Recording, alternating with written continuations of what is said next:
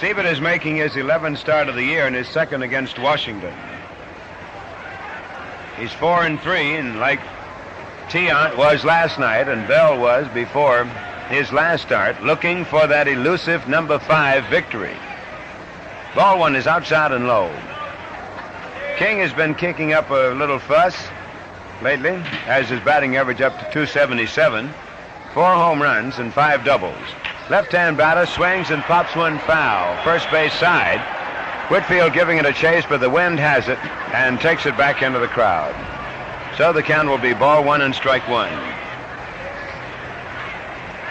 Guys, you know that a total of 37 former baseball greats have already signified that they are going to be here for Sunday's Old Timers game.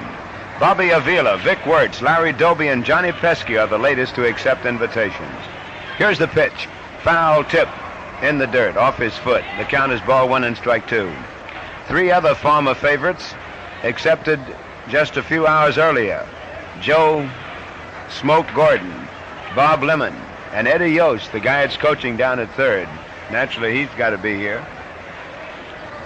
The Old Timers will play their game at 1:30 Sunday afternoon with the regular Cleveland-Washington game following.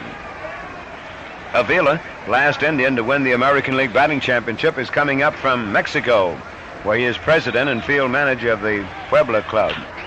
Ground ball hit to the right side of the infield. Long hop taken by Hauser. Throw to first, and King is out. Side retired. That one on a 4-3 play. 3 up and 3 down, nothing across. The Indians coming to bat in the last half of the first inning. The score, Washington nothing, Cleveland nothing. You know, talking about the old-timer game Sunday and the fact that Avila, Wertz, and Doby have accepted invitations, interesting to note that all 3 of these men were honored as Cleveland Baseball Writers Men of the Year. Doby in 50, Avila in 54, Wertz in 1956.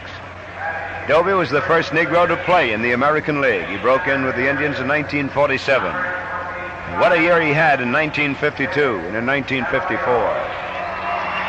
They'll all be here. Vic Wertz led the tribe in home runs and runs batted in. 2 years, 56 and 57. But a host of others. Here we go in the Indians' half of the first inning. Phil Ortega, the right-hander, delivers. Pitch is swung on. A drive. Fly ball to right field. Not too far for King. He's back under it, and he makes the catch. Looked good when it left the bat, but it didn't carry. Routine fly ball, it turned out.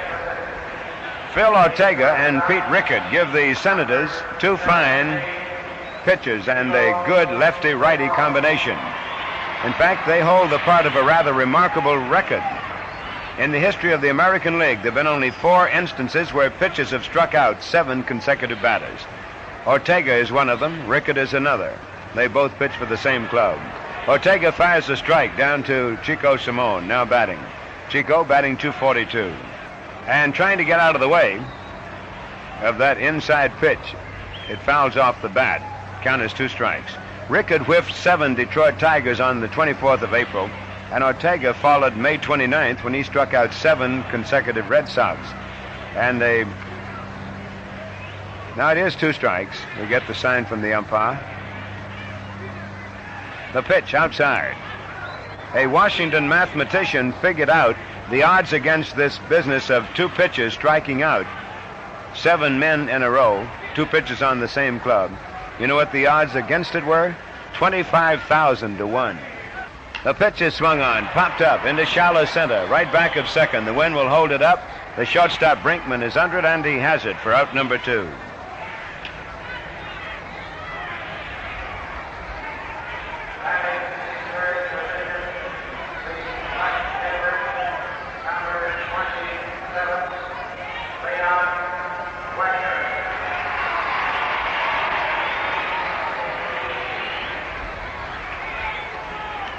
Leon Wagner's at bat.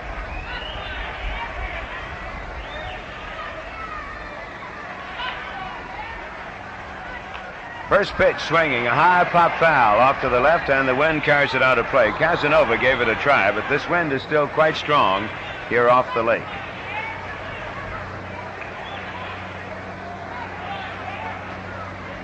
You know, you got to believe it's pretty tough to strike out 7 batters in a row. Sometimes it's tough to strike out 7 batters, period. Ortega's pitch. Ball 1 outside. Ball 1 and strike 1.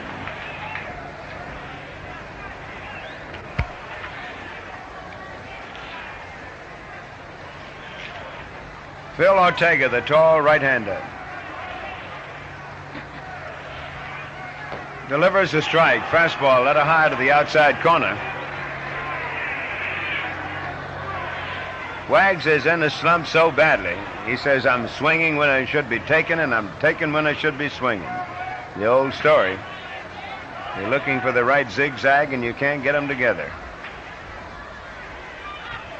1-2 pitch. Swung on, and there goes a long drive toward right field. He didn't zig on that one. He zagged, baby. That's a foul. It's gone for a home run.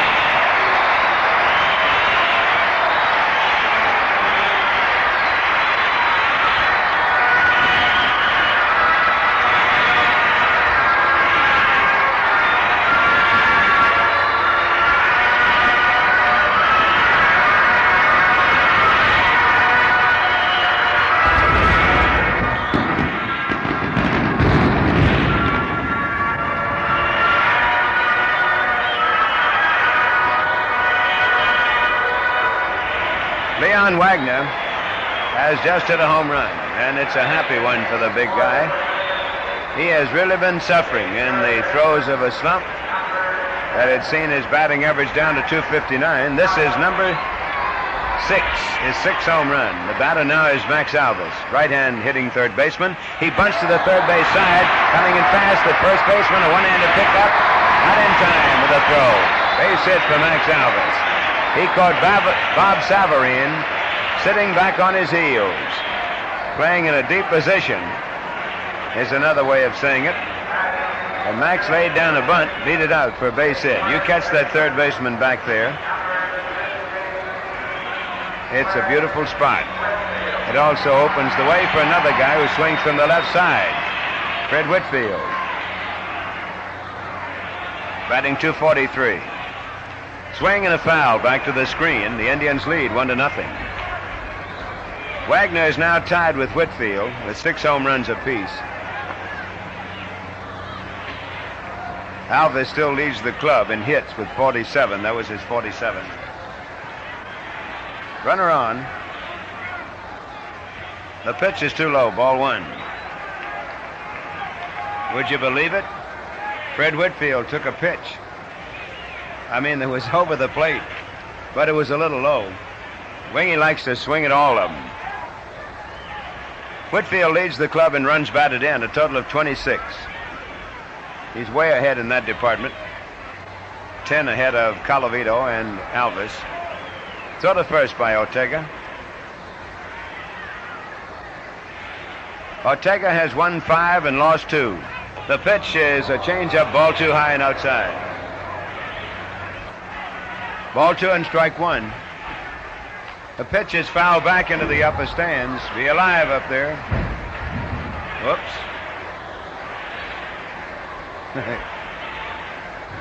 People falling. Ball 2 and strike 2. Ortega's full name is Filomeno Coronado. He's 6'4". Born in Gilbert, Arizona. Ortega, you know, was signed originally by the Dodgers. They landed him for a $70,000 bonus. The pitch, swing and a miss. He struck him out. Fred Whitfield goes down swinging. Side is retired. The Indians get a run on 2 hits. 1 left. End of 1. It is Cleveland 1, Washington nothing. Now we move into the first half of the second inning. Frank Howard will be leading off for Washington. Happy to hear the good word from Sergeant W.D. Morris, State Highway Patrol, Columbus, Ohio. Enjoying the ball game. A lot of teachers here tonight, and we're mighty happy to have them with us. The batter up is Frank Howard, standing in, the jolly, gentle giant. Right-hand batter, average .269. He takes the strike. Curveball hitting the outside corner. It was interesting reading the bit about Mickey Mantle's comments on Gary Bell and Bell's terrific slider. which he was throwing the other night. Bell had it working perfectly. Fouled in the dirt. 2 strikes. Bell was making his slider hit the spots that he wanted to hit with it. That's terrific.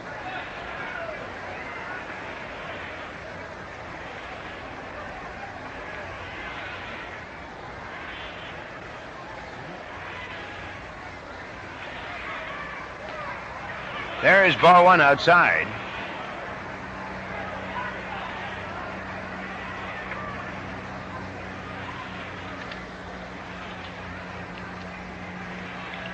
One and 2 count.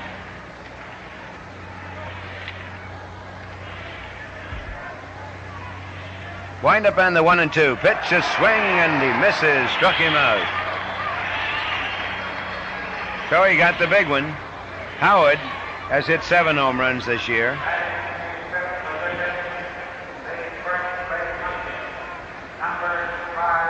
Sure good to see Dale Mitchell and his son Dudley here at tonight's ball game. Of course, he's here for the old-timers game. The batter is Dick Nin, first baseman, left-hand batter, average .212. He looks at a strike. Boy, he let a beauty go by right down the middle. Joe Gordon and Bob Lemon have been added to the list of old-timers. Stars of the past who will be here. Pitch is swung on by Nin. A ground ball to the second baseman. There's Dick Hauser. He has it. The throw to first, and Nin is out on a 4-3 play. Sonny is making his 11th start and his second against Washington. He faced them and lost on May 18th by a score of 4-3.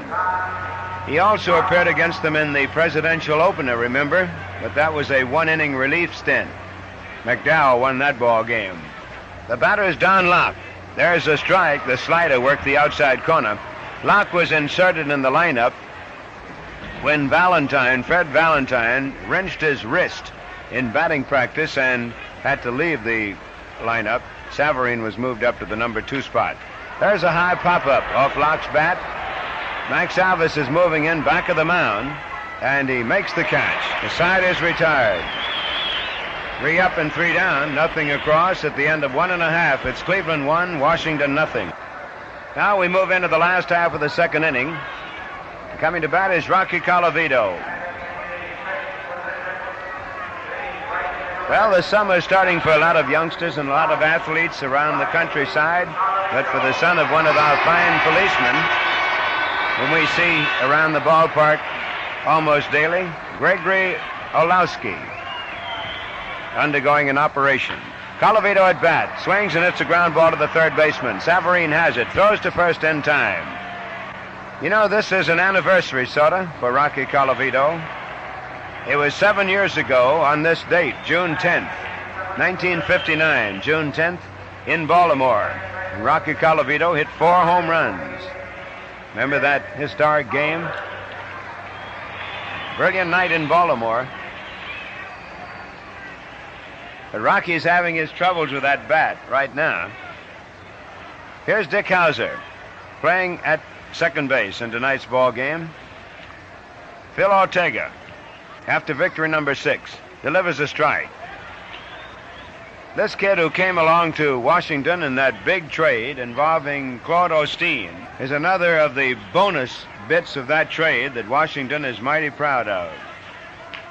That's got to be one of the great trades of all time. That's a ground ball to the shortstop. Brinkman has it. The throw to first, and Hauser is out on a 6-3 play. The Indians lead 1-0 on Leon Wagner's home run. You figure that when the Dodgers give $70,000 for a pitcher, they figure he's got something. But the Dodgers sent Howard, Rickett, Ken McMullen, Dick Nin, along with Ortega, for an infielder named John Kennedy and a pitcher, Claude Osteen. That was in 1964. 2 out. Askew at bat. Swings on the first one. It's a high pop-up into shallow right. Going out, the second baseman, Blasingame, wants it, and he has it. Boy, that was a quick inning. 3 Indians up and 3 Indians down. No runs, no hits. At the end of 2, the score is Cleveland 1 and Washington nothing. Now we move into the first half of the third inning with the Indians leading by a score of 1-0. And here to take us along is Bob Neal. Bob, come in. Thank you, Jimmy, and hello again, everybody. As we move now to the top of the third, the Indians holding a 1-0 lead. The Indians and the Washington Senators will be here again tomorrow night. Game time tomorrow will be 6 o'clock. First man to face Sonny Siebert in the top of the third will be Paul Casanova, the catcher. The last time Washington was here, he rolled into the city of Cleveland with a batting average around .433. And by the time he had left, the Indians had cooled him off to down about .344. But he still represents the long ball threat, although not with as much consistency as he broke in. Paul Casanova, tall, slender, young catcher who originally belonged in the Indian organization. Standing in, right-hand batter. Sonny Siebert with a 1-0 lead. Works now on the first pitch. Strike on the outside corner.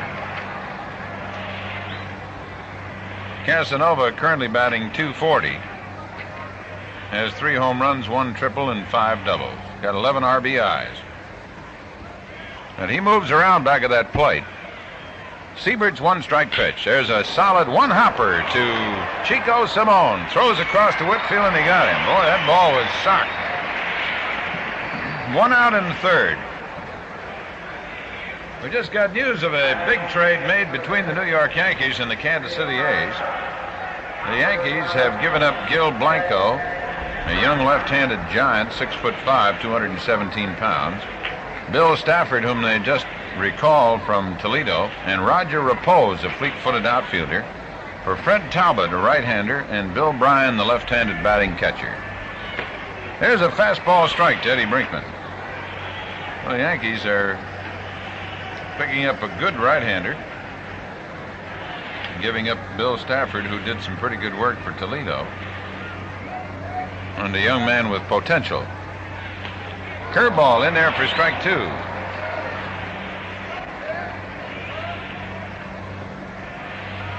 One to nothing, that's the score, as Eddie Brinkman stands in facing Sonny Siebert with 1 out here in the third. 2 strikes now as Sonny Siebert checks once again with Joe Askew. Joe wearing his new helmet-type hat. Now the 0-2 pitch. And it's a little outside. It's 1 ball and 2 strikes.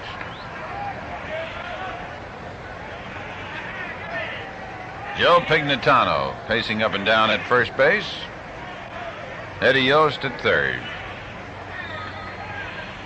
Now the 1-2 delivery is swing and a miss, and it's strike 3 as Siebert threw the fastball right by him. 2 strikeouts now for Sonny Siebert.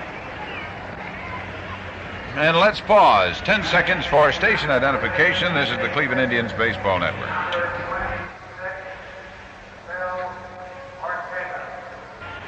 Now the pitch coming to Ortega. Fastball by Sonny Siebert over the inside corner for strike 1.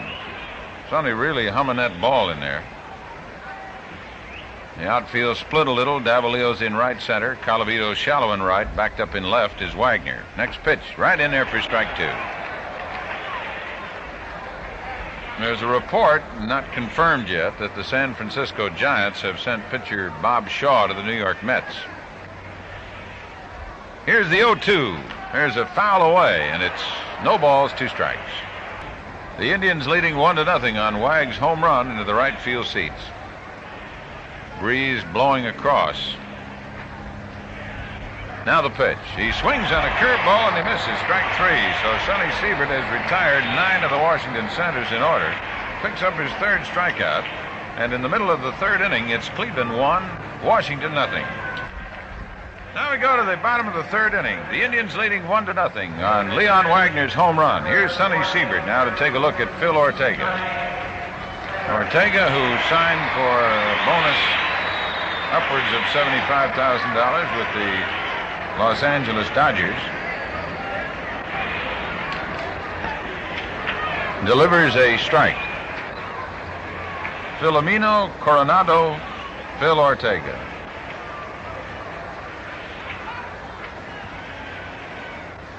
There's a swing and a miss on the fastball, and it's strike 2. Ortega really bends that arm. He goes way back. Almost looks double jointed. right arm delivery by Ortega is very similar to one of Don Drysdale, except Drysdale comes a little more sidearm. Low and outside, and it's 1 ball, 2 strikes.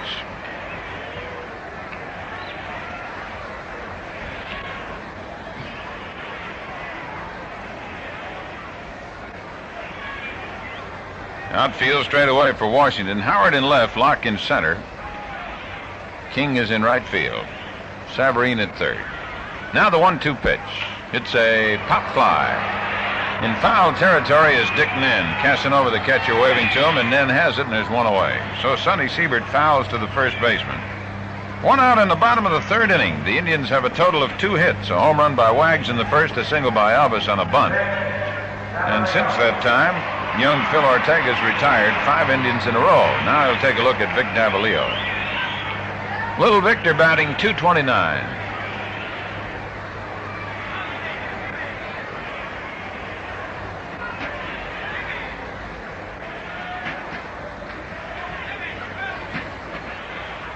Now Ortega ready, and he fires. A fastball bunt attempt, foul. Davalillo's the kind of bunter that throws the bat out there, leaves it, and sort of suspends it in midair while he's running down the baseline. And it's foul, and it's strike 1. Ortega, tall, young right-hander. Looks like that arm's going to come loose half the time. 6'4". Fires a little low. 1-1. Remember one of the years we were training out in Tucson, he was pitching for, I believe, for the Mesa High School. He had an incredible record. He was as big then as he is now. Here's the 1-1. Outside with a fastball. It's 2 balls and a strike. He used to get by primarily with his fastball, and they've been trying to teach him how to throw the breaking ball and not to hang the curve. Got a good slider. Now the 2-1 pitch. And it's a little too low and outside, ball 3.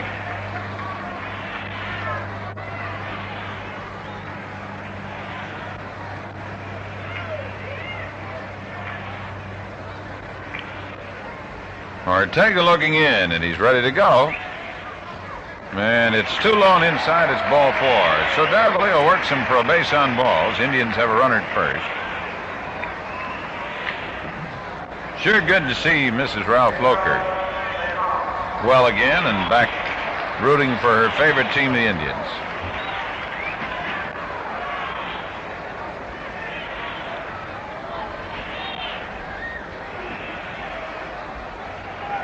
Now the pitch to Chico Simone. Fastball. Casanova fires down to Nen at first. Back safely is Davalillo. Casanova really whips that ball around.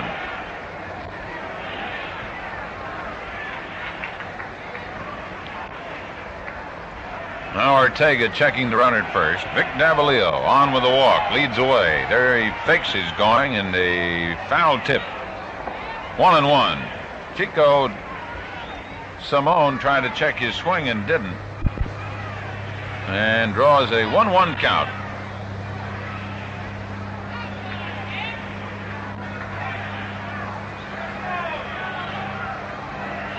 Raise your eyes to the heaven. Here's the 1-1 pitch. Ortega checking on Davalillo and throws over to first, and he's back.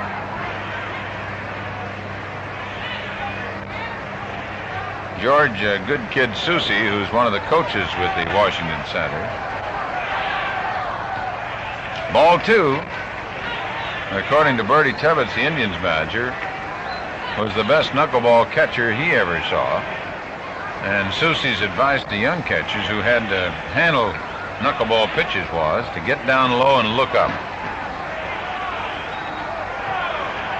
Now the look over, and there he goes, and the pitch is swung on and missed. Casanova's throw is on the first base side, safe, and they almost got the umpire. Brinkman had to break over on the first base side a second to take the throw, and in so doing, he almost knocked Jerry Neudecker off his feet. Davalillo's got a stolen base. The Indians with a runner on second. And a swing and a miss by Chico Simone, and it's 2-2.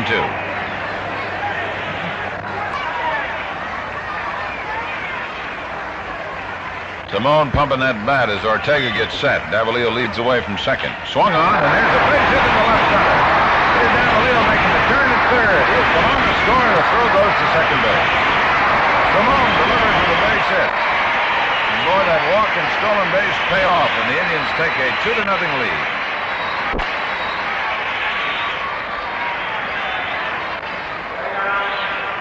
Simone with a line drive single. And the Indians with their third hit now take a 2-0 lead, and Wags, who had a home run his first time up, comes up to face the hard-throwing right-hander. Simone leads away.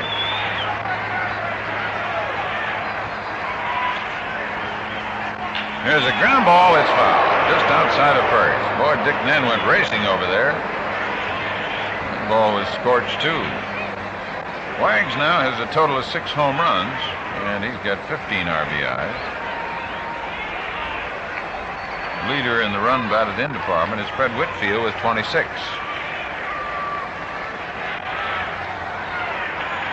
The outfield split around to the right. Simone with a long lead at first. Ortega checks him. Now comes down with a pitch. There's a swing and a high pop in the shallow left field. Could be trouble. Coming on is Howard. Going out is Brinkman, and he drops the ball. Fair ball. Simone trying to go to second, and he's forced at safe at second base. And now Simone is round at second. Going to third. The pitcher takes the throw and tags him, and he's out. And here comes Gil Hodges out to protest. Apparently, the second baseman Blasingame, who took the throw, juggled the ball while in the act of trying to force Chico Simone. Chico had held up and then tried to go to second base on the play and did get to second base. The throw was made by Eddie Brinkman into second base, but the ball apparently was juggled while the force play was being attempted. Chico, figuring that possibly he was out, had gone beyond the bag and then suddenly turned for third where nobody was covering. Ortega raced over to cover the bag, and he took the throw coming over. So they're going to charge an error.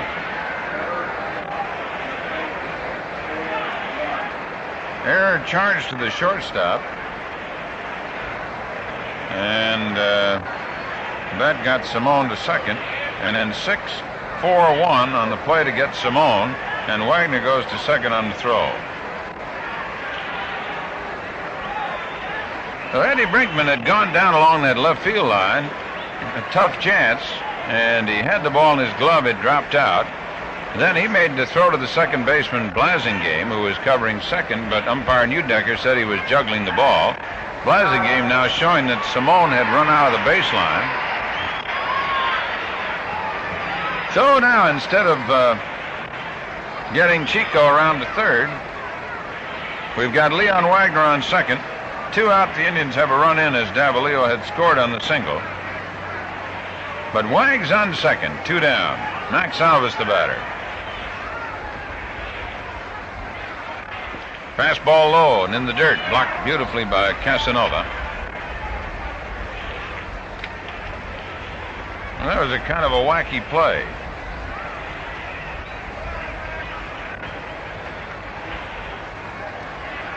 One ball to count. Max Alvis waiting as Ortega, the tall right-hander, gets set and he fires. There's a strike called. It's 1-1. The New York Mets today bought Bob Shaw from San Francisco. The price reported in excess of $20,000. He had a 6.67 earned run average, 1-4 one-loss record, 16-9 last year, and in 59 with the White Sox, he won 18 and lost 6. Inside, ball 2 and strike 1. So a lot of trades moving around. Yankees getting Fred Talbot, a right-hander, and Bill Bryan, a catcher from Kansas City, and giving up Bill Stafford, a right-hand pitcher, Roger Repose, a left-handed swinging outfielder, and Gil Blanco, a 6'5", 217-pound, 20-year-old pitcher, and probably some money. Now the 2-1, and it's too low, and it's ball 3. 3 balls and a strike.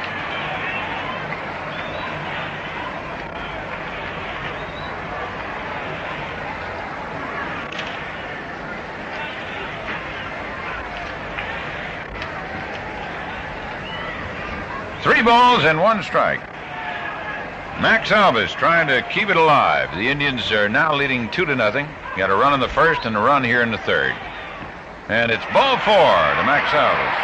Base on balls, 2 men on for the Indians, 2 out, and Fred Whitfield about it.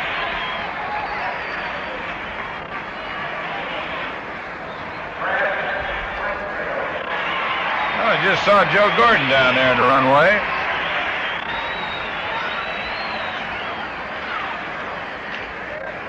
So, Dale Mitchell is here. Joe Gordon's checked in. And they'll all be here on Sunday for the Old Timers game starting at 1:30. Fred Whitfield standing in, waiting on young Phil Ortega. Wags with a pretty good lead from second. Max Alvis jumps off to a lead at first, and the pitch now to Wingy. Takes a swing on a curve, but he misses strike 1. 1 strike to count.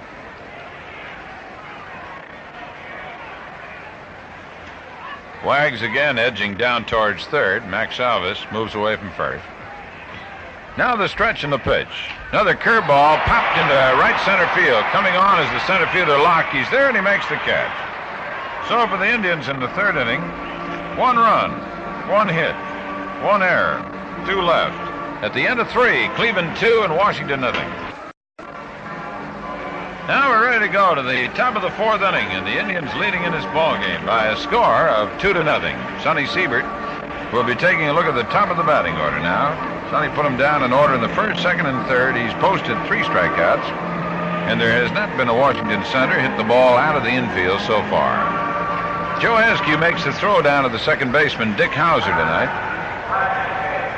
Hauser, who's been bugged with a sore thumb, happened to pass Bertie Tebbetts earlier this evening. Bertie asked him how he was feeling, and he responded with the word, fine.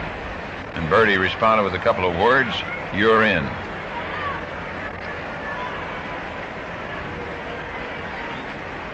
John Blasingame standing in against the right-hander Sonny Siebert.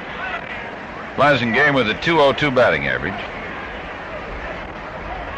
First pitch by Sonny, a ground ball right side. Hauser charging in, flips over to the first baseman Whitfield, who's 1 away. Blasingame bouncing out, second to first, 4-3. Hauser to Whitfield. And the batter now will be Bob Savarine. Savarine bounced back to the pitcher, Sonny Siebert, in the first inning.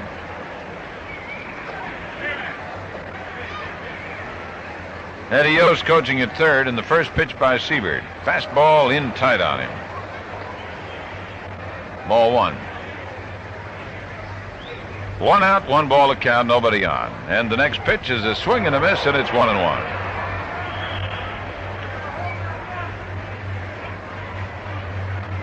Indians with 2 runs on 3 hits and no errors. Boston and Baltimore have gotten underway. No score at the end of 1. Is that Stang pitching? Thank you, Dick.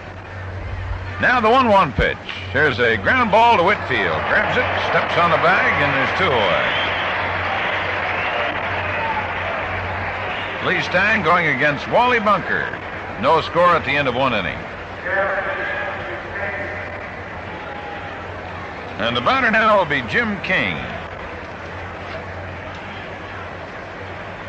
The outfield playing Jim King, a good pull hitter and long ball clouder, pulled around to the right. Now the pitch by Siebert. There's a swing and a miss on a curveball. Strike 1. Cincinnati has failed to score against the New York Mets. Atlanta, Pittsburgh just getting underway. Cards and Phil, Chicago and Houston. Now the 1-strike pitch. Another curve, this one a little inside. Ball 1, strike 1.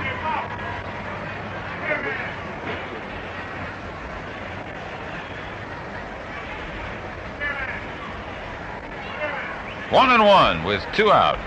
Nobody on. Sonny Siebert pitching in the 4th.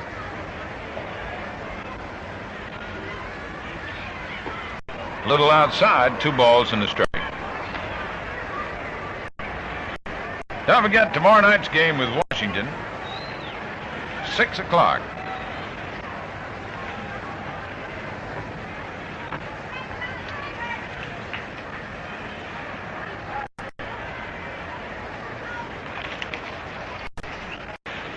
Next pitch. Swing and a miss, and it's strike 2.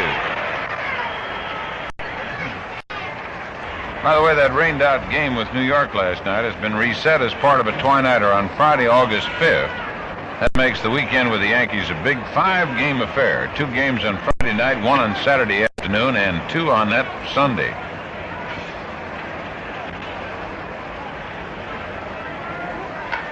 There's a fly ball hit into shallow left field. Coming on is Wagner, and he makes the catch. Well, that was a long run by Wags, and he came up with it. First ball hit to the outfield. And so Sonny Siebert now has retired. The first 12 men to face him in order. And in the middle of the 4th inning, the score, Cleveland 2 and Washington 0. Now we go to the Indian half of the 4th inning. And leading it off, batting in the number 6 spot tonight is Rocky Colavito.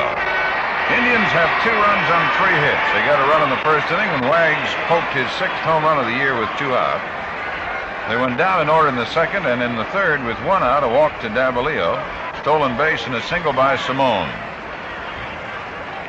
So the Rock is up there batting .224. Don Blasingame, who over the years has bugged Colavito a little bit by moving around near second base. Popping his glove, checking, moves a little bit now, and the pitch to Rocky. Swings and he drives a fly ball foul down the right field line. Racing over is Dick Nen, going over in the track, and he backhands it beautifully. Nice play by the Washington first baseman. Colavito fouls out to Nen.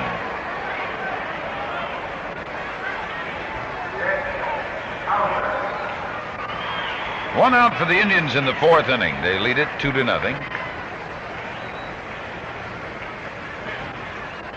Sonny Siebert has not allowed a Washington Senator to reach first base. Here's Dick Hauser standing in, bounced out his first time, takes a fastball over the outside corner for a strike. Dick batting .262.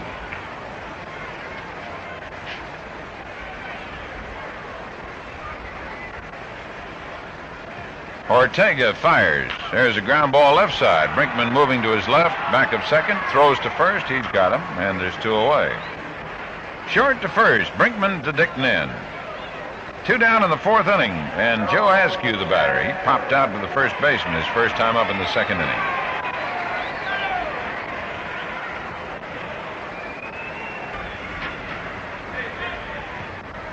And the first pitch is a strike on the inside corner. Checks away, and it's 1-1. Pitch was inside as Joe Askew checked his swing. Now 1 ball and 1 strike, 2 down. We're playing in the bottom of the 4th inning. Outfield straight away. Ortega works on the 1-1, and this one's too high. Ball 2 and strike 1. Phil Ortega, who's won 5 and lost 2. Gets set, comes down with the 2-1 pitch. There's a looper, the second baseman backing up. He gloves it, and that's all. Askew pops to Don Blasingame at second base. In the 4th inning for the Indians, nothing across. And at the end of 4 innings of play, it's the Indians 2 and the Washington Senators nothing. Now, fans, we move into the first half of the 5th inning. The line score: Cleveland 2 runs, 3 hits, no errors. Washington no runs, no hits, and 1 error. Phil Ortega for Washington, Sonny Siebert for the Indians. Right now, while we have the time, let's pause briefly for station identification. This is the Cleveland Indians Baseball Network.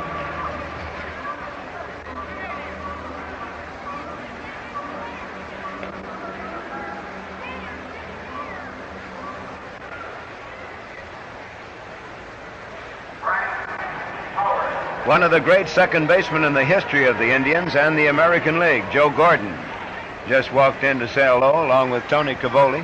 Tony's not on the All-Star squad, but he's just a visitor. But Gordon is, along with Hegan, Harder, Gomez, Grove, and a host of others. Here's Sunday for the Old Timers Day game. Howard takes ball one inside. Big Frank Howard, 6'7", 250 pounds. Stands tall. Siebert's pitch is a strike. Slider worked the outside corner at the knees. Boston and Baltimore underway. No score, end of 1. Lee Stang for Boston and Wally Bunker. for Baltimore. Here's the pitch. There's a fly ball to straightaway center. Vic Davalillo moves over under it, and he makes the catch. Every out builds up a little more pressure. Every pitch becomes a little more important as Sonny Siebert nears the halfway mark in a perfect ball game. No Senator has reached first base. Dick Nen is the batter. He grounded out his first time up. A hard ground ball to the second baseman. Ball went inside. 3, 6, 9, 12, 13 men have gone down in order. Locke is on deck. Eddie Yost walking up and down in the coach's box at third. The pitch is low and into the dirt. There's ball two. Ball two, no strikes. Joe Pignatano is coaching at first base.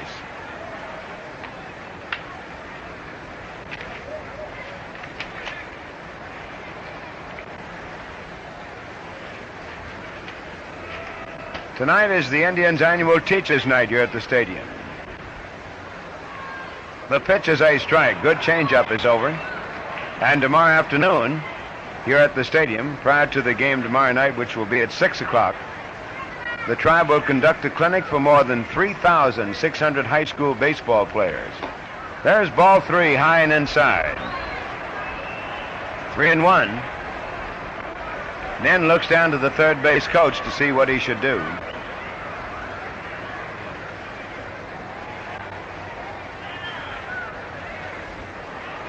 Three and one the count.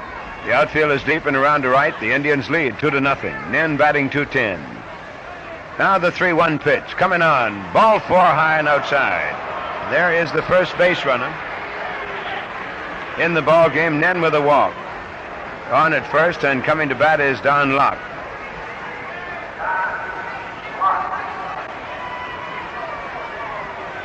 Last night's postponement was the 5th for the Indians at home this season. The game has already been rescheduled. Siebert's pitch to Locke, a strike, curveball over the outside corner, throw to first by Askew, who has a quick move to the bases with runners on. He keeps them alert.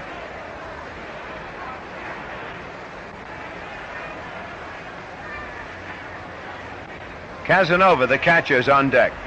One out. The pitch is too high. Ball one and strike one.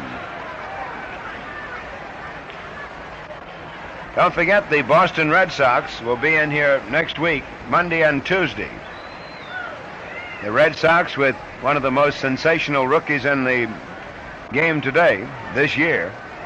Great Scott, George Scott, the exciting Carl Yastrzemski, Tony Conigliaro, and a host of others will be here. The pitch, swing and a foul out of the catcher's mitt, and a fine catch by that gentleman. That's a baloney from Boberton. Is he ever proud of it? He took two bows.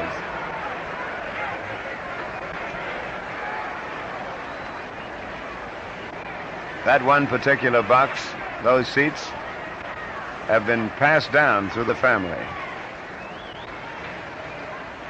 Year after year, Indian fans on deck.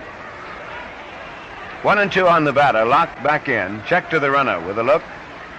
Siebert's pitch. Check swing. Ball two, outside and low.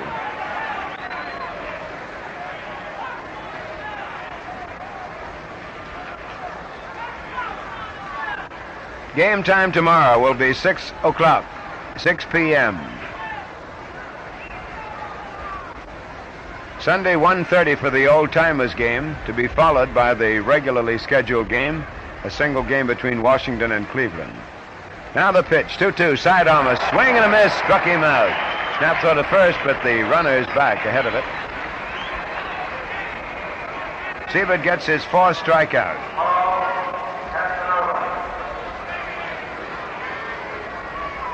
Casanova coming to bat.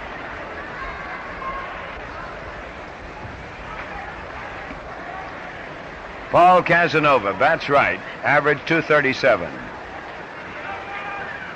The wind is out of the north-northeast again tonight, blowing across the field from third to first. Runner at first leads. The pitch is outside. Dick Nin drawing a walk. The 3-1 pitch was a little bit high and outside, and he became the first base runner for Washington. Cincinnati and the Mets are underway, no score, into the first inning. Atlanta at Pittsburgh getting underway, St. Louis at Philadelphia starting. The pitch, outside and low, ball 2. Again, Askew goes to first baseman Whitfield with a throw, but the runner is back. We're in the 5th with 2 out. Siebert mowed down 13 Senators before he gave up a walk to Dick Nin. Now he has 2 out and is facing Casanova, right-hand hitting catcher. The 2-0 pitch, a strike. He's been shaving those corners nicely with his breaking stuff. Like Gary Bell, Sonny throws the hard slider, which is an excellent pitch, particularly if you have good control of it.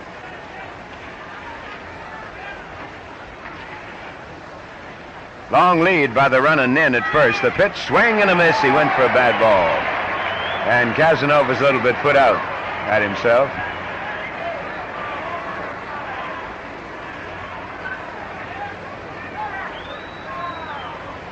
Boston is here next Monday and Tuesday nights.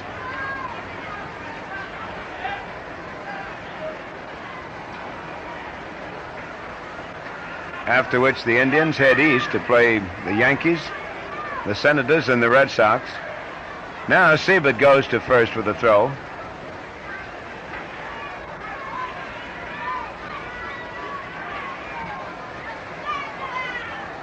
Eddie Brinkman waiting in the on-deck circle.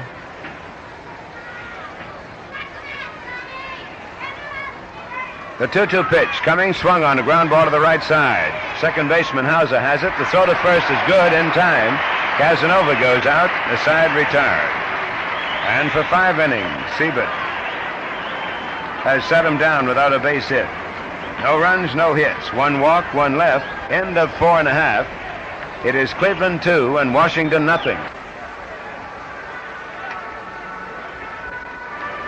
St. Louis Cardinals and the Philadelphia Phils are tied 2-2 at the end of 1. The Cards got 2 runs off Wise, but the Phils got them right back when Allen hit a home run with a mate aboard. It's Simmons pitching for the Cardinals. Atlanta leading Pittsburgh 2-0 end of 1. Johnson for Atlanta, Veal for the Pirates. Chicago at Houston not underway. Los Angeles at San Francisco not underway. Ed Bersu has just hit a 3-run homer in the last half of the second inning for the New York Mets, and the Mets are leading the Reds at least 3-0 at the end, or in the second inning. Maloney for Cincinnati, Rustic for the Mets. No other action. Boston and Baltimore still no score. Baltimore batting in the last of the second.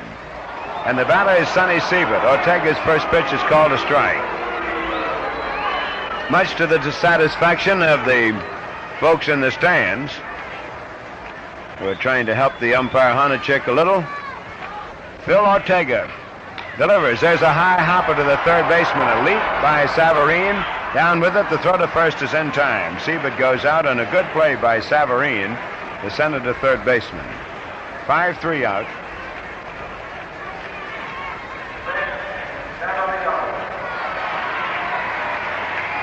You know, we mentioned Pete Rickett a moment ago. He's now the new strikeout king of the American League at this stage of the game. He's worked 99 2/3 innings, and he has 92 strikeouts. Moved ahead of Sam McDowell while McDowell was on the injured list. McDowell has worked only 69 innings, 30 less. There's a drive to center field by Davalillo, and the center fielder Locke goes back and hauls it down.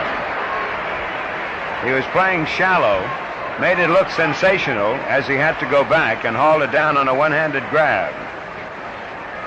But it was a routine fly ball. So there are 2 out. And the batter is Chico Simone. Single to drive in a run in the third inning. The Indians are leading 2-0.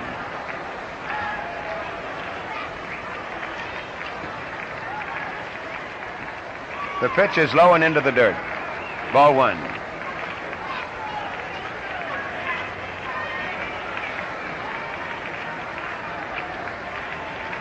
Fireworks after the game tonight. There's a line shot into left field, base hit. Simone hits first. As he makes the turn, he holds. Hitting in the number 2 spot seems to agree with Chico. That's his second hit. And the Indians' 4th. It brings up Leon Wagner, who had a big hit in the first inning for the Indians. His 6th home run of the year. His batting average is now .262.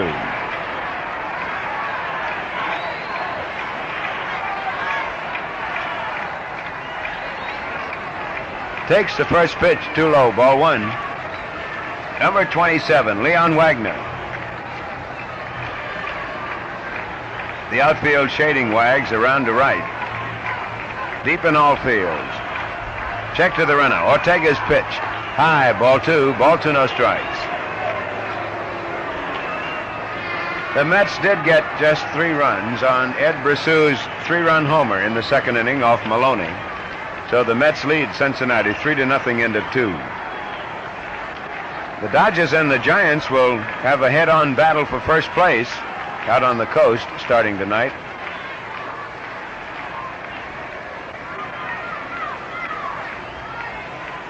Two and no count. Tall, 6'4", 195-pounder. Ortega is ready. Turns and goes to first with a throw. He figures with speed, which Simone possesses. Chico might go. There is a changeup too low. Ball 3, 3 and no count now. Tomorrow night, game time 6 o'clock.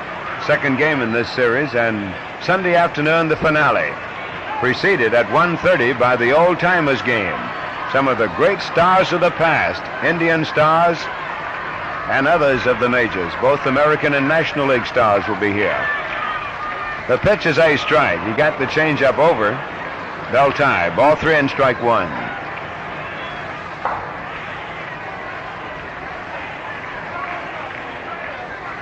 Wags will be looking and hoping, I'm sure, for a fastball, but he'll be looking this 3-1 over carefully. It's usually a batter's pitch. Foul back into the upper stands. It was a half fastball. 3-2.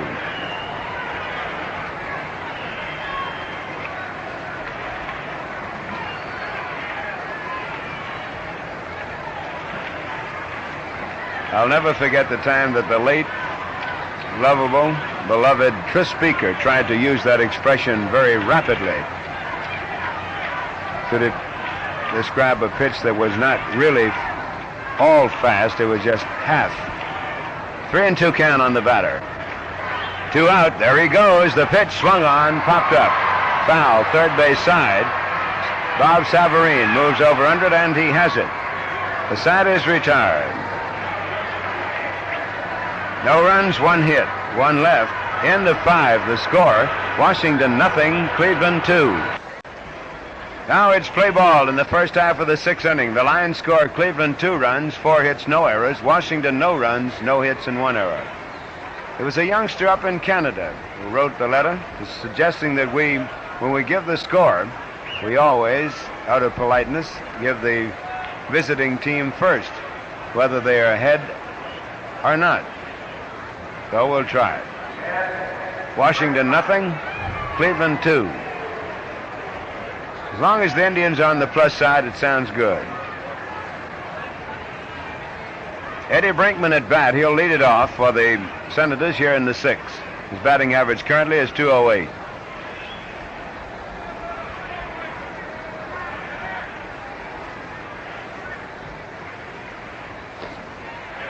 He takes a strike. He struck out swinging on a bad pitch his first time up. Sonny has now racked up 4 strikeouts. He has given up 1 base on balls. On deck is Ortega, then the top of the batting order. A strike hits the inside corner, just above the knees. More illustrious names of the past. Hal Trusky, one of the great first basemen.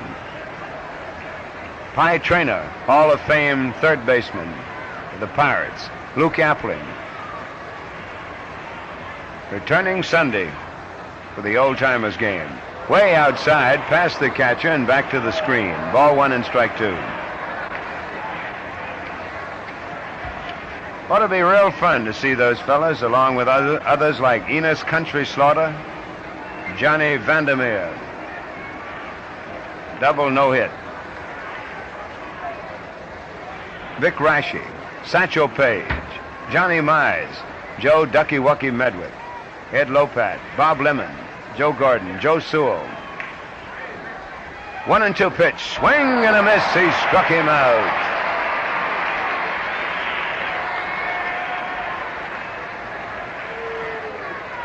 Well, Lee Stang has been lifted in the game in Baltimore. Dick Stigman is now pitching for Boston in the second inning. Wouldn't it be awful if the sting of Lee Stang doesn't hold in a Boston uniform? The jinx he holds over Baltimore. Phil Ortega at bat, and he gets a strike. Fastball at the knees. Cut the corner.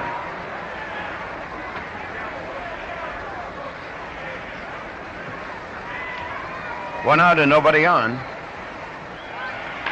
There's a ground ball to the first base side. Whitfield backs up, takes, throws high to the pitcher covering, but Siebert is tall. He leaps and brings it down. That's strange. There was Whitfield giving us an example of what he described once on one of the interviews as a bad first baseman's throw to a pitcher. Underhand, easy toss. He says you work on these things in spring training, you become accustomed to a sort of a firm toss. He almost tossed it over Sonny's head. So they're 2 out, and here's Blasingame. Getting this pesky little rascal out twice has been a part of Sonny's fine pitching. Because Blasingame is tough to get out, even though his average isn't very high. Swings and hits a line drive foul, third base side. See what I mean? He pokes that bat all over the place.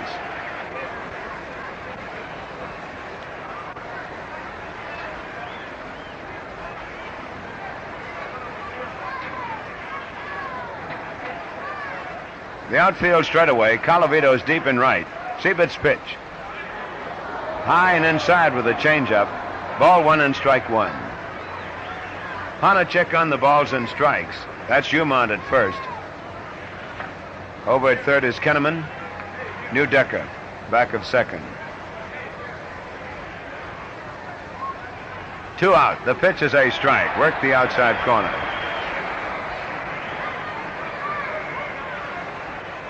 On deck is Bob Savarine. We're in the 6th here at the stadium.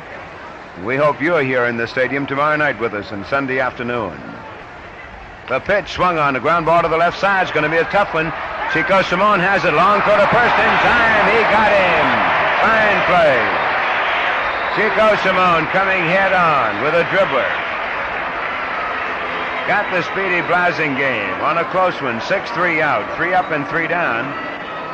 And 19 men are all that Sonny has faced in 6 innings. Given up just 1 walk. No runs, no hits. End of 5.5. It is Washington 0, Cleveland 2.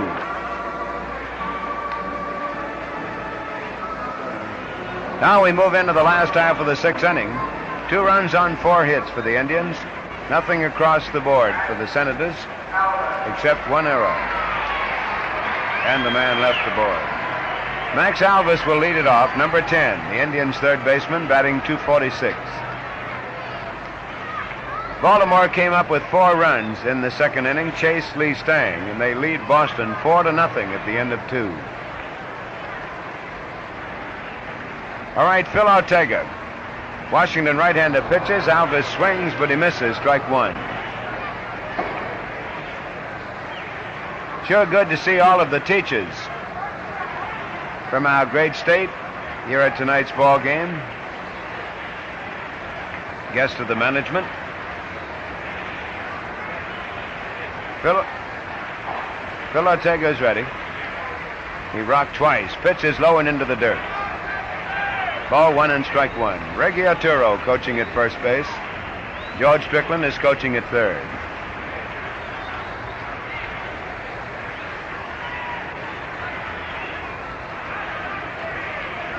Batter on deck, Fred Whitfield. Here's the pitch. Foul back, out of play. Up the stands, be ready. Boom. Ball 1 and strike 2. Boy, the sky is absolutely clear and beautiful. All the storm seems to have blown out. And the 1-2 pitch coming at Alvis, almost hit him. Ball 2 inside.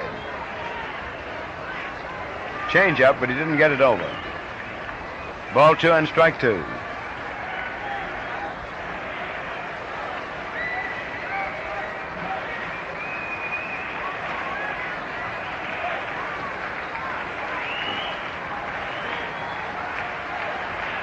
Ortega shakes off a sign.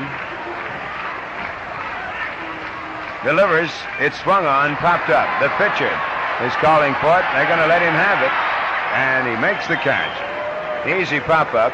And Ortega, rather than wait for his third baseman to get into position, figured he would take it himself and did successfully. 1 out. And the batter is Fred Whitfield.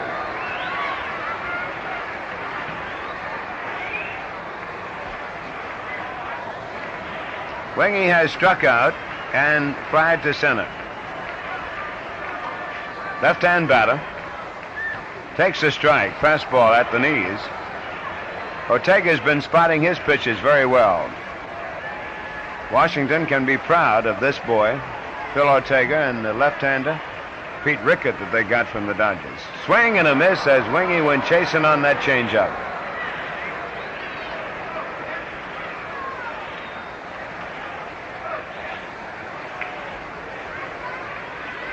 Rickett has won 6, and Ortega has won 5. So they have won 11 games between them. Ball 1 outside and a bit high. Ball 1 and strike 2.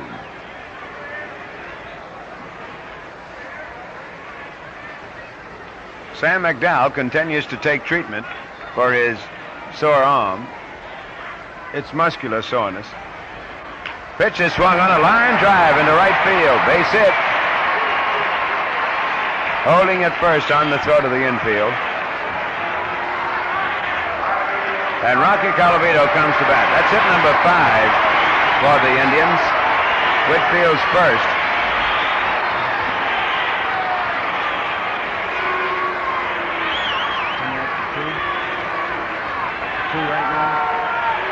It's 2 minutes to 9. Whoop. Gaston Whitfield's base hit. And Colavito stands in. He swings. It's a fly ball to left field. Too high. The left fielder Howard moving in under it, and he makes the catch. There are 2 gone.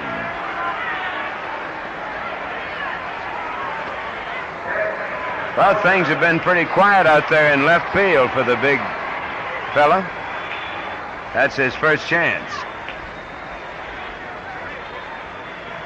He was in on the pop-up by Wagner. He was in the vicinity, but the ball was handled by Brinkman, the shortstop, who drew the error.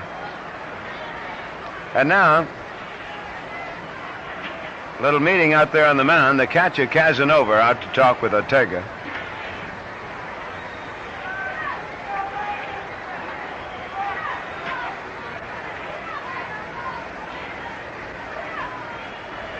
Indians are leading Washington by a score of 2-0. There are 2 out, and we're in the last of the 6. Hauser at bat. He looks at a strike. Hauser turning up okay off the injured list and back into the lineup. Larry Brown continues to improve.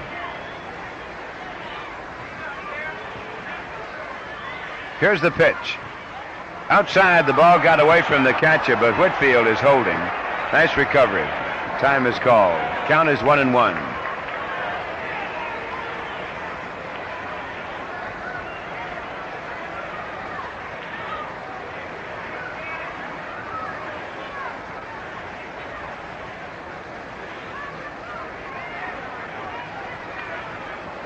We also have some Cub Scouts here tonight, along with their parents. Cub Scouts, 452.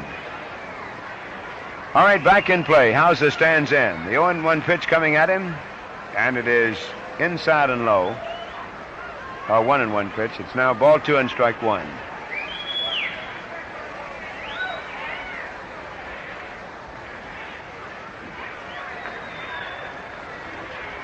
Askew on deck.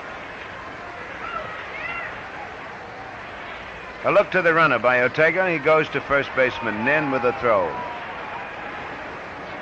But he must not be worried too much about Whitfield, although Wingy did steal a base in the Yankee series. There's a swing and a miss. Strike 2 on Hauser.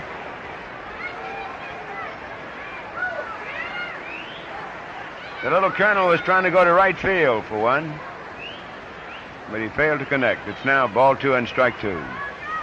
Last half of the 6th inning, the Indians lead 2-0. There have been only 5 hits in this ball game. The Indians have them all.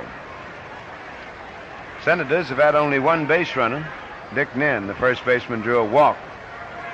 The pitch, a strike, hit the outside corner with a slider, and Hauser is called out on strikes. The side is retired. In the 6th for the Indians, no runs, mark up a hit. 1 is left. And at the end of 6, the score is Washington 0, Cleveland 2. Now we go to the top of the 7th inning. The Indians leading in the line score. The Indians 2 runs on 5 hits and no errors. Sonny Siebert has allowed only 1 member of the Washington Senators to reach first base, and the Washington Senators have committed 1 error. So Siebert now, having passed 2/3 of the mile post, tries to go through these next 3 innings, trying to get the Washington Senators out of there. Sonny's pitching very effectively tonight. His fastball moving well, his curveball breaking well. The end of 2.5 innings. Baltimore 4, Boston 0. We'll be getting underway in just a moment. Bowden against Aguirre. Minnesota against Chicago. Boswell against Buzhart. First batter to face Sonny Siebert in the 7th will be Bob Savarine, left-hand batter, batting .206. The outfield shaded to the right. First pitch on the way. Fastball a little too high outside, ball 1.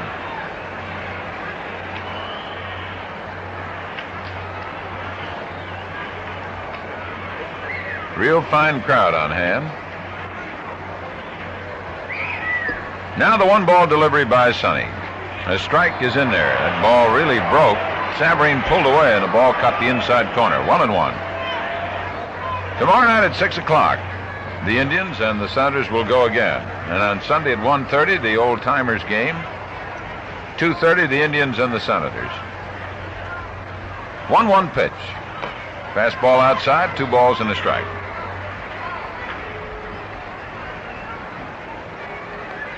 A breeze really blowing across.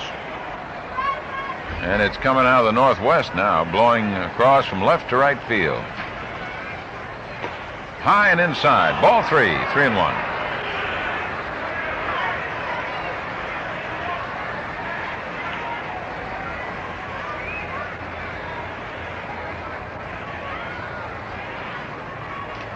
Three and 1 as Sonny Siebert checks with Joe Askew. And the pitch.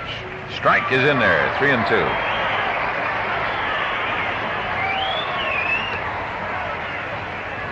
Those of you who sent letters in when we were broadcasting from California, the big 17-inning game, the most distant point from which we received a letter was Brooklyn, New York. 3-2 pitch. There's a foul away.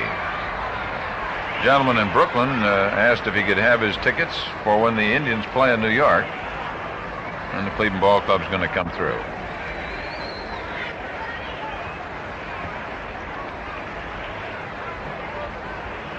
We were amazed at the number of people who apparently stayed up all night to listen to that game. Now the 3-2 pitch. Line shot to Whitfield. Line drive into Fred Whitfield's glove. 1 out in the 7th, and let's pause. 10 seconds for station identification. This is the Cleveland Indians Baseball Network.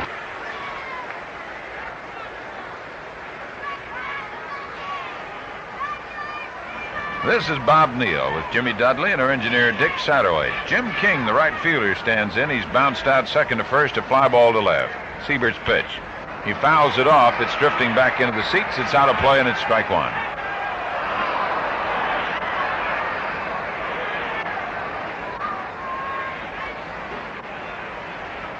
Next pitch.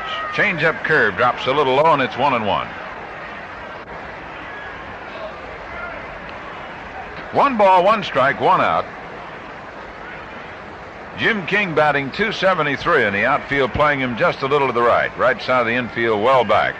Hauser at second base, Whitfield at first. Now the 1-1 pitch. Ground ball, pull foul.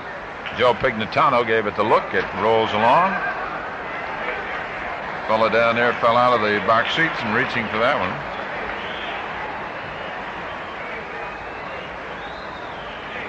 And he flips it in the air. He's got himself a souvenir.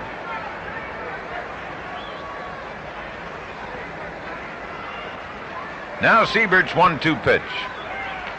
Foul back on the screen. It's still 1 ball and 2 strikes. Baltimore did not score in their half of the third, so it's Baltimore 4, Boston nothing.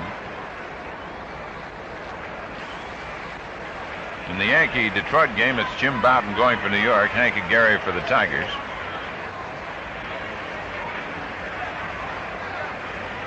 Now the pitch. Struck him out on a curveball. So Sonny Siebert picks up another strikeout. That gives him 3, 4, 5, 6 strikeouts so far. 2 out in the 7th inning.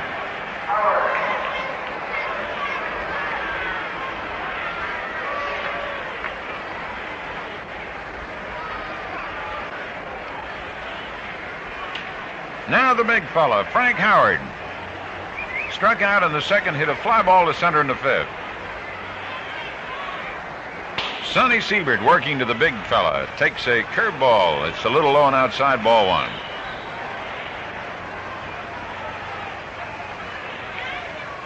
Talk about ball players referred to as big fellas. This has to be the daddy of them all. Man, he is towering.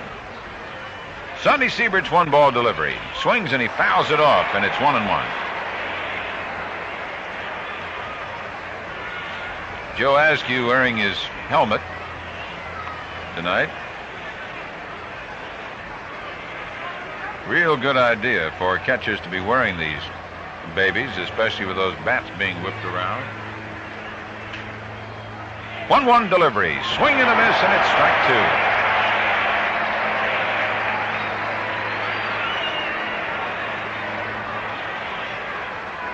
Now 1 ball, 2 strikes. 2 out, nobody on. Outfield sliced around to the left. Siebert's 1-2 pitch, a sidearmer that just missed. Boy, he gave that a big try. Sort of a crossfire as well. He stepped almost to the edge of the grass from the mound. Now it's 2 balls, 2 strikes. 2 down. Indians leading 2-0. 7th inning. And the 2-2. He tries it again, and he missed this time inside. 3-2. Trying to get him to back out of there. Frank Howard stood right in there. Don't forget, tomorrow night, 6 o'clock, Sunday, the Old Timers game starts at 1:30. 2 down. The payoff pitch by Sonny Siebert. There's a little high pop foul. Back of the plate. Askew waving everybody away. Comes over. He's got it.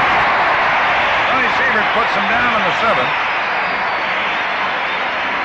And so, Sonny Siebert, who retired the first 13 men to face him, gave up a walk to Dick Nen, and since that time has retired 8 of the Senators in a row, continues to try and reach that you-know-what. No runs, no hits, no errors, and none left. So in the middle of the 7th inning, the Indians 2 and the Washington Senators nothing. Now we go to the bottom of the 7th inning. Chuck Hinton running out to the bullpen, I think, is going to loosen up. Sonny Siebert has pitched himself a masterful game so far. Only 2 members of the Senators have hit a fly ball, and the rest have been ground balls, with the exception of the base-on balls of the 6 strikeouts. Only 1 man for the Washington Senators has gotten on base. That was Dick Nen, who walked back in the 5th inning. So Sonny Siebert has gone a long way, 7 innings so far. And Joe Askew comes up there now. He's popped out to the first baseman, popped to the second baseman. Phil Ortega, the right-hander, who's pitched well, he's allowed only 5 hits. Fires down to the Indian catcher. Curveball, he slaps it out into right center field. Fly ball, and Don Locke, the center fielder, is under it and takes it for out number 1. Ortega changed up on that curveball, let Askew hit it, and let him supply all the power. 1 out of the 7th, and listen to the hand Sonny Siebert's getting.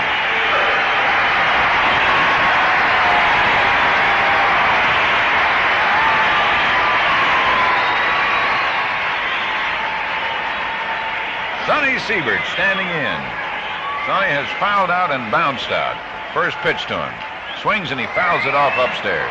Strike 1. Yes, sir, the tension begins to grow. Listening to Dale Mitchell talking on the pregame program today. I remember that game that Don Larson pitched in the World Series because I broadcast it. Curve is inside. It's 1-1.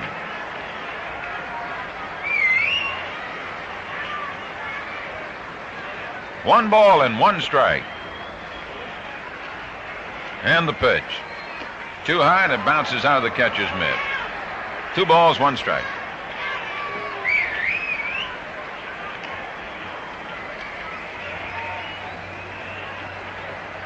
We're in the bottom of the 7th. The Indians leading 2-0. Now the 2-1 pitch. Fouled again, sliced off into the upper deck. Now it's 2-2. You know, Larry Brown may accompany the team on their trip. I don't mean by that he's ready to play, because he sure isn't. But he's working out. He's still a little weak, and you can understand that. But it'll give him a chance to work out with the team if they decide to take him along. Now the 2-2 pitch. Struck him out. He gave him the fastball and outside, and Sonny took a cut at it. So Phil Ortega has made his 3rd strikeout.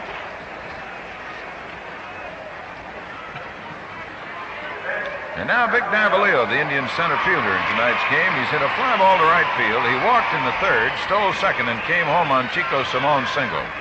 Indians got their other run in the 1st inning with 2 out, and Wags hit his 6th home run of the year. They're going to move the outfield around a little for Vic. Don Locke has moved in shallow in left center. Frank Howard shallow in left. And Jim King is a little in right center. Takes a changeup on the outside corner for a strike. Chuck Hinton throwing in the Indian bullpen.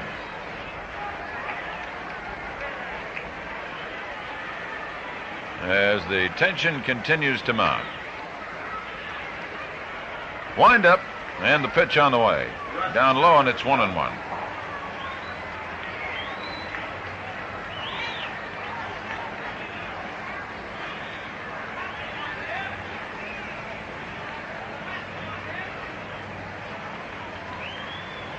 Two out, 1-1. Here's Ortega's next delivery. And it's a strike on the outside corner of the fastball, 1-2. That fastball really moved. Sam McDowell will probably pitch tomorrow night's game.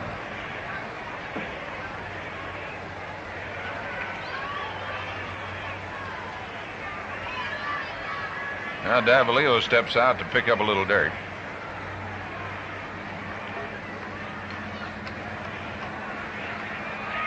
And Ortega getting set again, checks with Casanova's catcher. 2 out, nobody on. Indians 2, Washington nothing in the pitch. He struck him out. Davalillo had a good cut, and he becomes strikeout victim number 4 against the right-hander for the Senators in the 7th inning for the Indians. Nothing across, and at the end of 7 full innings of play, the Cleveland Indians 2, the Washington Senators nothing. Now it's the top of the 8th inning, and for Washington we'll have Dick Nenn, the first baseman, Don Locke, the center fielder, and Paul Casanova, the catcher.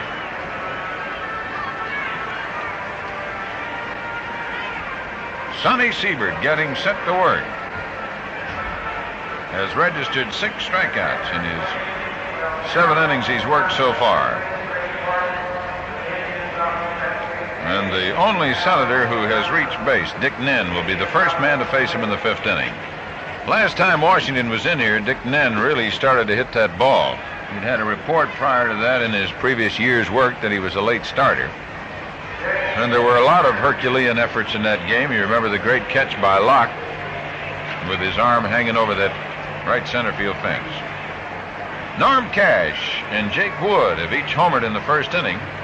And so the Tigers lead at least by a 2-0 score over the Yankees, with the Tigers batting in the last of the 1st inning. Here's Dick Nen, left-hand batter. Sonny Siebert firing to him, and he takes it high. Ball 1. Boston failed to score in their half of the 4th. Baltimore still leads them 4-0.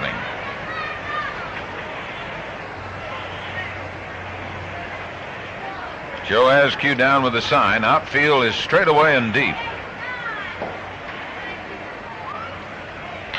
There's a long drive to right field. It's curving, and it's going to be foul in the upper deck. Oh, that was... Big Belt had the distance.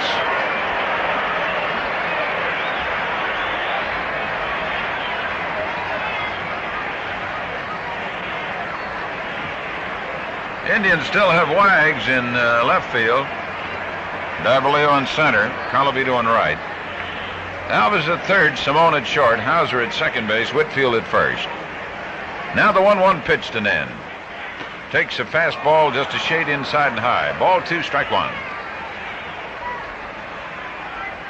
Minnesota failed to score in their half of the 1st inning. Chicago now batting. Boswell against Buzz Hart.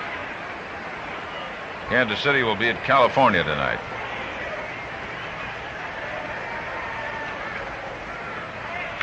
Ground ball right side. Hauser moving over. Grabs it. Throws to Whitfield. He's got it. And there's one away in the 8th inning.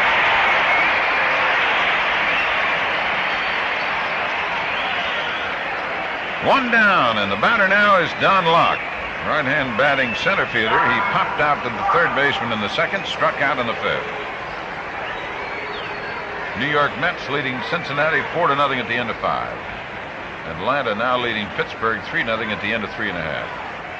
Sonny Siebert's first pitch to Locke. Strike with a curveball, caught the outside corner.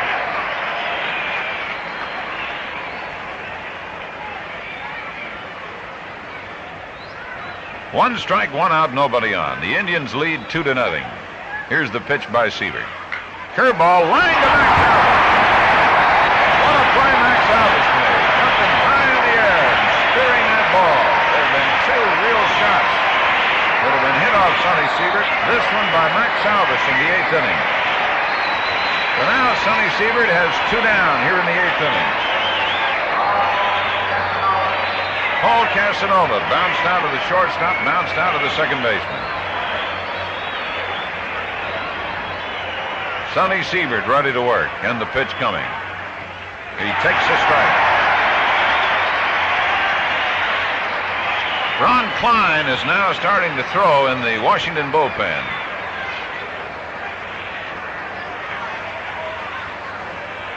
Here's Siebert with a 1-strike pitch. Curveball, a ground ball. Simone charging in, up with the ball, fires to first. Low throw, followed by Whitfield.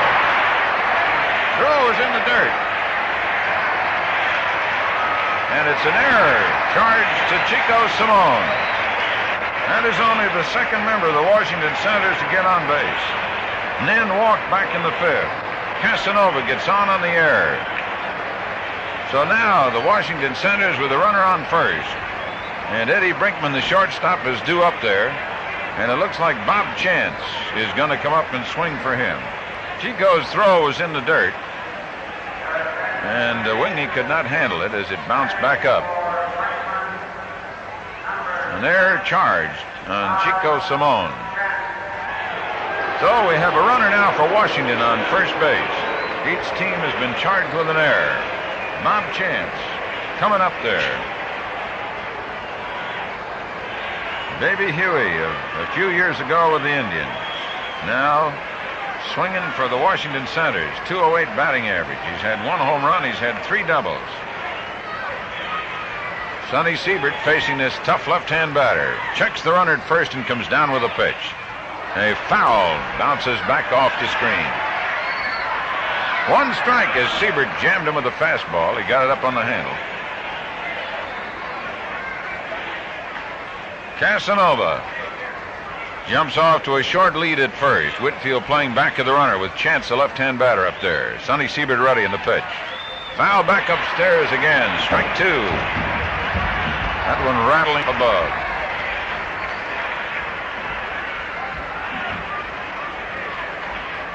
No balls, 2 strikes, 2 down. A runner at first base in the top of the 8th inning. Chance moving back in. Waving that bat as Sonny Siebert comes to the bell with a stretch. And the pitch on the way. He struck him out. Strike 3. Chance swung and missed. Joaski tagging him as he got the ball. In the 8th inning for Washington, no runs, no hits, 1 error, 1 left. And so Sonny Siebert has allowed only 2 members of the Washington Senators to reach base. A walk to Dick Nen in the 5th, and Casanova getting on in an error in the 8th inning. And so in the middle of the 8th, it's Cleveland 2 and Washington nothing. This is Bob Neal with Jimmy Dudley and our engineer Dick Satterwhite. We're watching a great ball game here tonight. Phil Ortega comes out to pitch in the 8th inning. He's pitched well. He's given up only 5 hits, 2 runs, a home run by Wags in the 1st, and a run on a walk, a stolen base, and a single by Simone that scored Davalillo. But it's Sonny Siebert's night at the moment, with only 2 members of the Senators getting on. A walk in the 5th inning to Nen, a life for Casanova on an error in the 8th. Now the Indians try to add some to their 2-0 lead as Chico Simone takes a swing and hits a foul. Back into the seats, and it's strike 1. And more of this action coming your way tomorrow night at 6 o'clock and again on Sunday. You'll have a chance to relive some of the historic moments of the past on Sunday in the Old Timers game starting at 1:30. Now the 1-strike pitch is way outside. It's 1-1. 1 ball, 1 strike. Ortega getting set, looking into his catcher, Paul Casanova. Ken McMullen is now playing third base, and Savarine has moved to shortstop. A foul as Chico checked his swing, and it's now 2 balls and a strike. Chico so far tonight has popped out of the shortstop, singled in the 3rd and singled again in the 5th. He's got 1 RBI. Wags with his home run has the other. Raditz and Bob Allen still throwing in the bullpen. Landis and Hinton are throwing in the Indian bullpen.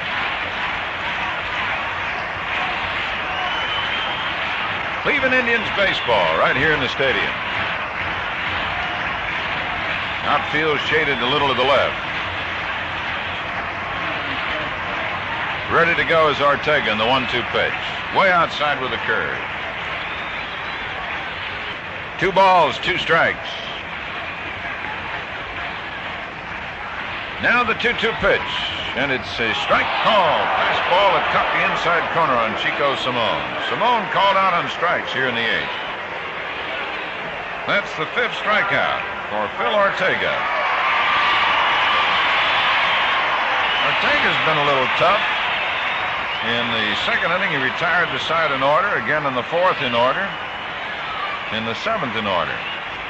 Now he takes a look at Leon Wagner. Wags hammered a home run in the 1st inning, safe on an error in the 3rd, fouled out in the 5th inning. Fouls it off the screen. It's strike 1. We've got the young adults group from St. Paul's in Euclid. And everybody watching this game tonight sitting on the edge of their seats as they look ahead to the top of the 9th inning. Cleveland 2 and Washington nothing. Now the delivery. Ground ball right side. Grabbed by Nen. Races to the bag ahead of Wagner. 2 down as Dick Nen takes that hard smash, steps on the bag, and Wagner bounces out to the first baseman. 2 out in the 8th inning. Max Alvis will be the batter. The Indians 2 runs. Holding up at the moment. Trying to get some more. Max Alvis so far tonight beat out a bunt in the 1st inning, walked in the 3rd, and popped out in the 6th. The pop-out was taken by the pitcher. Curveball, he nubs it off to the right side. Ortega racing over, throws to first, and he's got him, and the side is retired. So at the end of 8 thrilling innings, the score, the Indians 2, the Washington Senators nothing. Now, fans, we move into the first half of the ninth inning with the Indians leading by a score of 2-0. Couple of changes in the outfield. Hinton replaces Wagner in left field, and Landis replaces Colavito in right. We're going to have a pinch batter coming up to bat for the pitcher. Ortega will be number 34, Fred Valentine.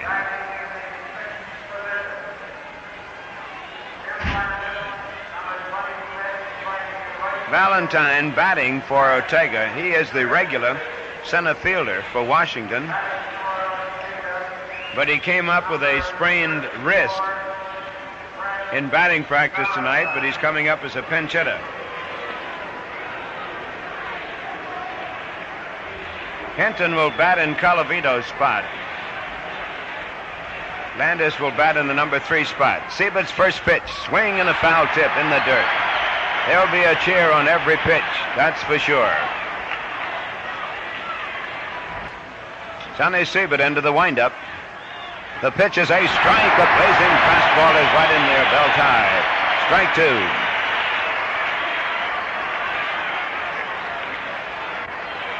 Batter on deck is Don Blasingame. The outfield just about straight away. Valentine has a batting average of .284. Siebert into the windup. The pitch, check swing, too high. Ball 1. He started his swing, but managed to stop it.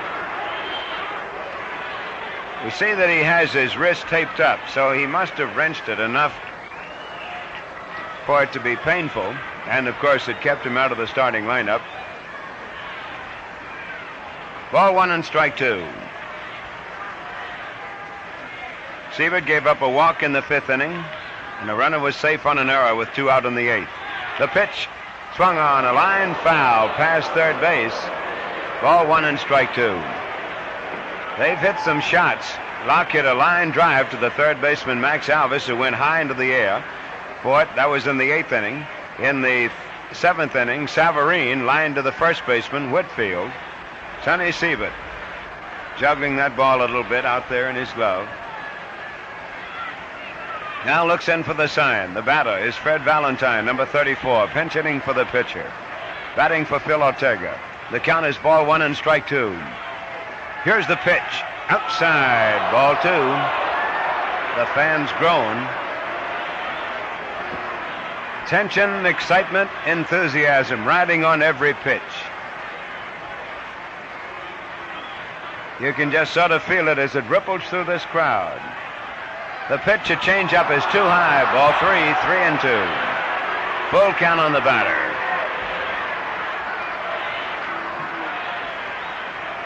And these fans, thousands and thousands of them, along with the teachers, move to the front of their seats. The pitch is swung to ground ball to the right side of the infield. There's Hauser. He has it. The throw to first is in time.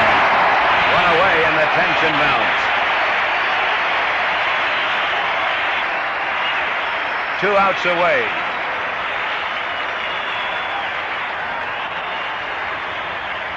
The batter is Blasingame.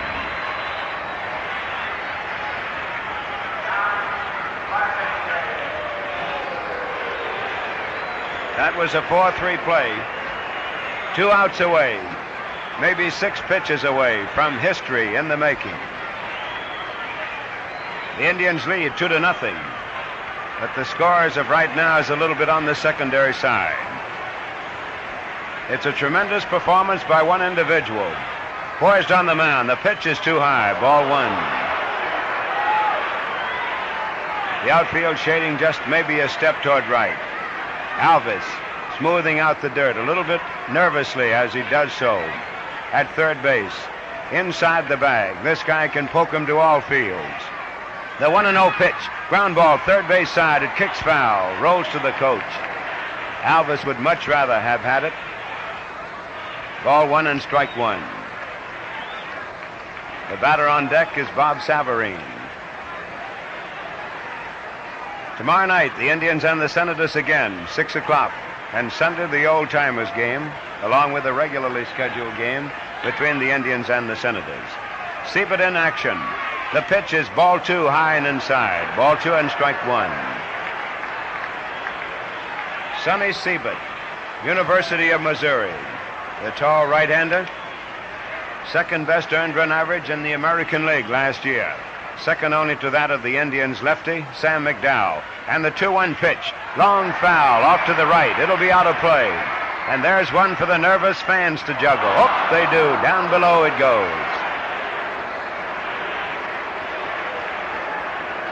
Don't be nervous, Sam. Some of Duke Sims's fans were flying by in an airplane tonight, and they had a banner talking about the Duke. 2-2 pitch coming up. Swung on the ground ball to the right side of the infield. Whitfield is going to make the play. Tosses to the pitcher covering the runner is out. Only one to go.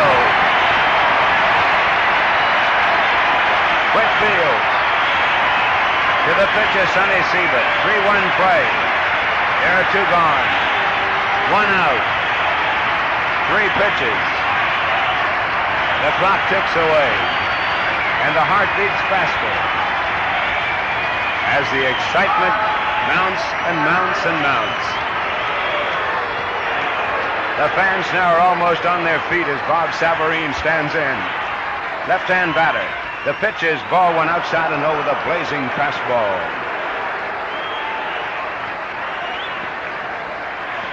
The outfield straight away. Fred Whitfield has moved in a step or 2 now, closer to first base. Left-hand batter up. Second baseman Hauser. Step or 2 in on the skin part of the infield. Alvis moves in. Here's the pitch. Swung on a high pop foul. Back and out of play. Ball 1, strike 1. Only 2 Senators have reached in this explosive, exciting ball game. Dick Ninn drew a walk in the 5th inning. He was the first runner to get on. The first and 14 batters. With 2 out, Casanova was safe on an error in the 8th. And here's the 1-1 pitch. Swung on, fouled back into the upper stands. Maybe just 1 pitch away. Ball 1 and strike 2. As Sonny Siebert reaches for greatness. He's walked hand in hand with it tonight. Now with 2 out, the 1-2 pitch coming up, and it is inside, says the umpire. He almost started his swing, and the fans were almost out on the field. Bertie Tebbett's hat did come out on the field. The cameramen are edging closer. Here we go. The count is 2-2. 2 out. The pitch coming up. Swung on. A fly ball to left field. There goes Hinton. He's under it. He has it. The ball game is over. Sonny Siebert has pitched a no-hitter. It is the first one since 1951 when Bob Feller defeated the Detroit Tigers 2-1. Listen to the roar of the crowd.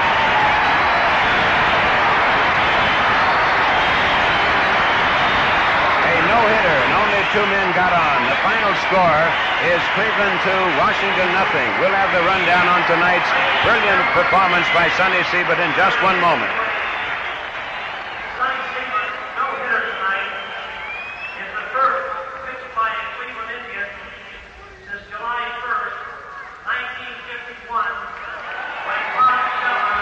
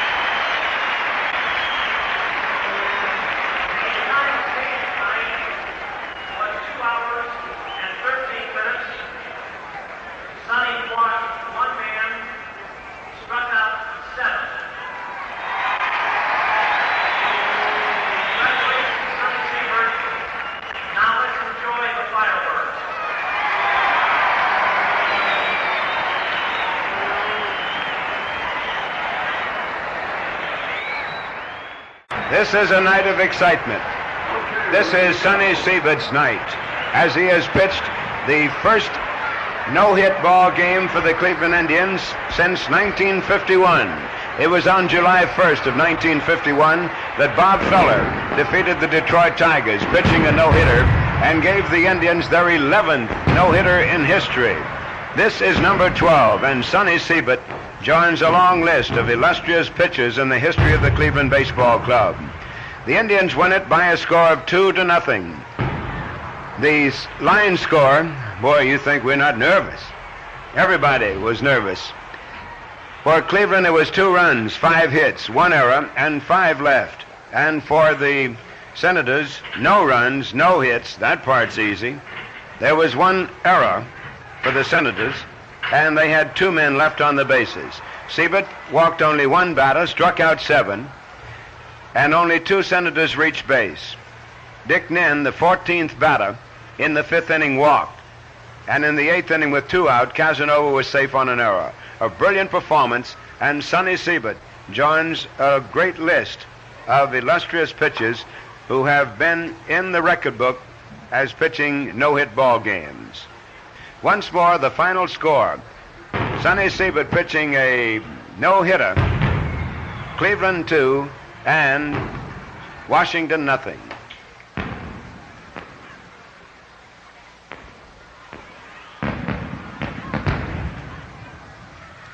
Sonny Siebert was certainly a lot of pitcher tonight. You gotta be lucky, Bob. I was lucky tonight.